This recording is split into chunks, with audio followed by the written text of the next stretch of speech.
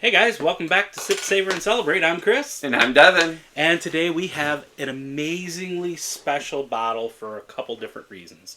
Obviously, you already see it's a Fortaleza bottle. But this is not just any Fortaleza bottle. This is one of the That you had your picture next to. I do, right? So this is a Mission 1530. This bottle, the proceeds is going towards the communities of the tequila world to help them with education, support the communities they are in. But this is going to be, and I'm going to read this quick little snippet on the bottle actually. The Mission 1530 program is a collaboration between four of the most respected tequila producers in Mexico and a man on a mission.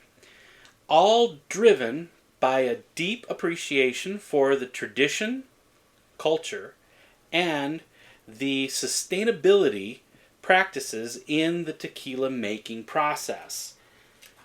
And then it goes on to say, it says Guillermo, which is the producer of Fortaleza. You've got, and then Carlos Camarena, that's for Ocho. That's going to be another one coming out. Cava is the main guy behind Cascoin, which I love Cascoin as well, and then David Soros from the Siembra Valles, Siembra Azul project. That, and then with Jason, who is the person that's heading up the 1530, and I watched the live unveiling of this the other day at Sip Tequila, which you were blessed enough to be able to be there, which is a really cool, huge open area environment to go. But jump in, check out our content, watch that video. You'll see exactly what they're talking about. Hey, hit the subscribe, share us with your friends, hit the like button. Please subscribe. Because we are continuing to grow, and we thank you. And as we grow, that means more family to share everything with. Right. So as I was watching this, I know there's a little bit more to go on here, but as I was watching this, Jason was out there talking. He was kind of getting passionate about it, about the fact that he wanted to make sure that people that got these bottles were buying it through the normal channels and not the secondary market, because the secondary market is the part that he's really mad. Right.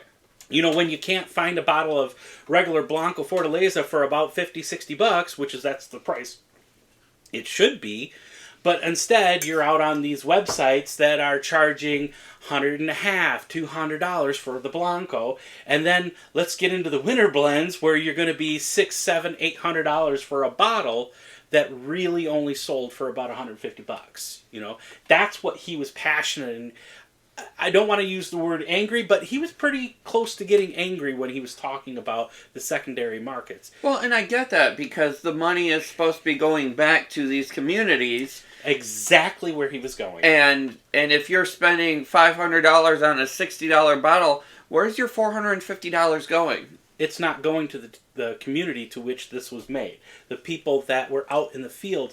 And when I was at Atanasio, they were telling us that an average person that actually does that hard labor in a very hot sun, they're only making maybe $200 a week. That's if they're good.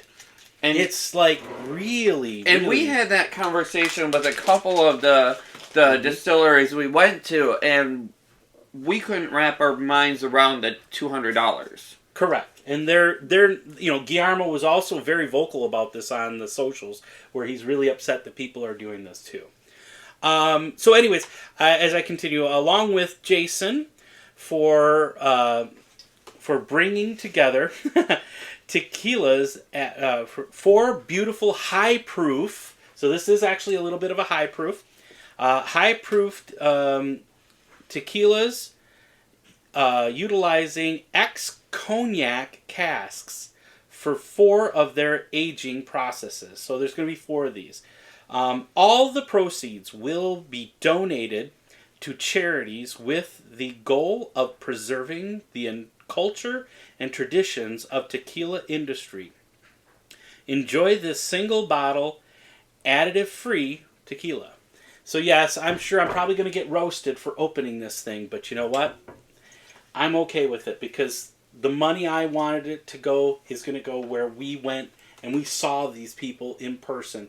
And it's really nice. And even Antanasio has a big project where they're at, where they actually help the communities that are in the area by helping with things like drinkable water, internet to help with education, and other things like that. And I respect that. That's just, to me, when the story goes beyond the juice. Mm-hmm. That's the best way I can say it. All right. And Sounds like a great new shirt. Ooh. When the story goes beyond the juice with Sip, Savor, and Celebrate. I'm so going to be doing this. All right. Now, folks, you can also go to, and if you can't get a bottle of this, that's okay. There are still ways to help. You can go to the website of the Mission 1530 and help donate to those communities as well. So let's get into it. It's a beautiful repo. And this is bottle 36. Is it really? Uh-huh. Oh my Of gosh. 606 bottles. That's very limited bottles. 606 bottles. This is one of them. And this is number 36, like you said. How awesome. Barrel type is the ex-cognac, yeah. Wow. This is a beautiful bottle. And thank you, siptequila.com, for helping me garner one of these bottles at the normal price to make sure that the money goes to where it goes. And that, to me, is more important than just getting the bottle. But I'm blessed to say that we have one for our collection, as well as more, like I said, the story behind the bottle. It's always great to smell Fortaleza to me because it's really vegetal. It has deep agave, cooked agave. You know, the difference on this one, though, and maybe you can tell me if you notice it too.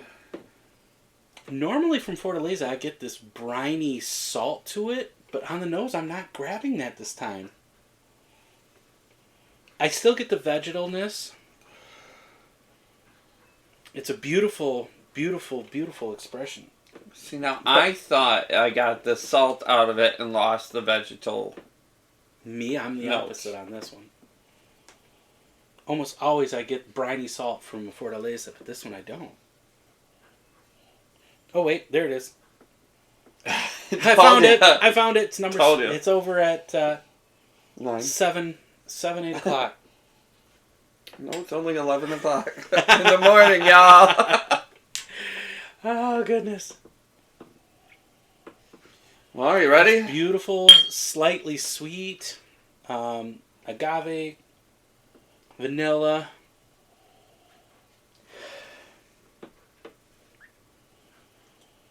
You know what?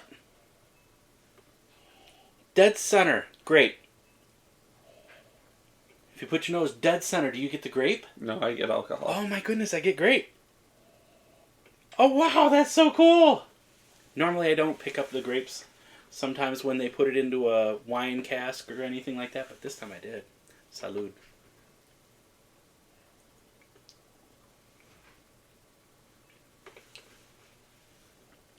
Wow, that is so different. I get the wine in there. I was going to say, there's a lot of grape to it. Yes. There's a nice agave to it. There's a flare of spice to it. So like a real dark black pepper. Mm-hmm. The citrus that finish is, I think, back to, the grape. I'm getting all of that. I'm getting the grapes. I'm getting the agave. But I think I get the grape first before I get the agave. It's a little bit stronger on that. Then the agave. I get that cinnamon and some pepper, some baking spices. A very small hint of vanilla. Not much. But that cognac is very much forefront with this expression. This is slightly higher proof. It's not not huge. This one is 47% alcohol by volume, so that'll give us a, let's see, 14, 1. That'll be 94%. This will be 94 proof. And I like it. It's different in a good way. What are your thoughts? I know you don't. First of all, Devin doesn't like Fortaleza ever, except for he did like the winter blend that we tried, which was a 2020 winter blend with our friend Santiago, and he did like the Lot 100. I can't remember if he liked the Lot 150. I can't remember that part, but the rest of them he doesn't really care too much for it because he thinks it's a little too alcohol forward. I've loved every expression. First off, yes, I get the alcohol. Second off, the very finish to me is olive juice. So you're getting that brine. I don't get the brine. That is the last note that it gives to me is, here, have a jar of olive juice. And that's a typical Fortaleza trait. I do love, though, that it is all kind of mellowed. And so I'm not actually mad at this one. This one I could almost just sip and chill at with. Get a cigar. Because it is mellow enough. And like I said, it's not till the very, very end that I'm getting the olive brine. Or the olive juice. I do love the cognac. The cognac is awesome. As it sits there, I'm getting kind of like leathers and tobacco at the end. As it sits there, I haven't had a drink in a couple seconds, and it's just kind of lingering there. I don't know if I would give it so much of a vanilla note. Like I said, not much, just small. But I do think like the kind of spices in that cognac come out, which is awesome. That cognac is beautiful with this. You wouldn't think that the agave and the grape would go well together, but it does. I am thankful for this bottle to Sip Tequila for giving us the opportunity to purchase it. I'm thankful for the community to which we actually got to go and see. And I am honored to say that these people work so hard to make sure that you guys get this beautiful expressions. But it's also their way of life. They're living. This is how they feed their family. This is Chocolate. Everything. Ha! You get the chocolate. I do get the chocolate. Hey, Oswald, if you're watching, he gets the chocolate.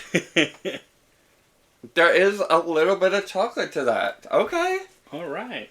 And yes, we're just talking with some of our master distillers, so we are hoping that we can get back and visit you all real soon and give some great updates. We are awesomely excited to do that.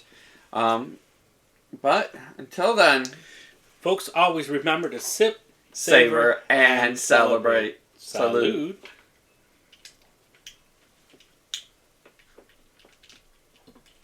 Salud.